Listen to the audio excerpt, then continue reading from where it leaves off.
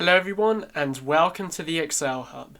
In this video I'll show you how to use the indirect function to return a value specified by a text string. This function is especially useful if you want to create references from values in other cells. I will cover three main examples. Firstly, the use of the indirect function when a whole cell address is given. Secondly, an application where only the row value is given. And finally, a very practical example using the indirect function together with the sum function. In example 1, we want to obtain the value in cell C9 by using the cell address provided in cell C8. To do this, we type equals indirect and simply take the value of cell C8, which of course contains the reference cell. As you can see, Excel has retrieved the number 8, which is indeed the value in cell C9. Next, we want to retrieve the value of the cell using only the row identifier. Here the name Nathan is in row 9. However, we do not have the column identifier and therefore need to input this separately. So we again type equals indirect. First input the column, which is F. We then refer to the cell containing the row identifier. Therefore, we're telling Excel to retrieve the value in cell F9, which is Nathan.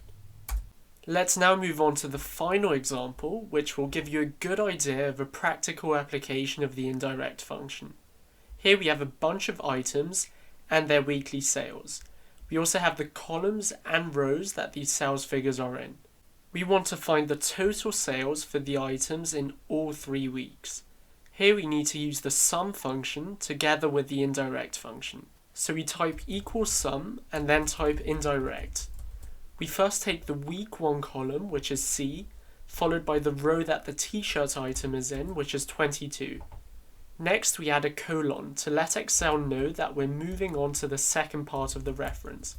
Finally, we input the week 3 column, which is E, followed by the row that the cap item is in, which is 25. We're provided with a value of 849. To check whether this is correct, we can use the sum function. As you can see, both values are the same. If, however, we only want to find the total sales in the first 2 weeks, we can simply change the second reference column to D. This saves us having to enter the sum function to change the data array each time. Alternatively, to only find the total sales for t-shirts, we can change the second reference row to 22. So that's how you can use the indirect function to return a value specified by a text string. Please give this video a thumbs up if you found it useful, and subscribe to the Excel Hub for weekly Excel tutorials, techniques, and examples.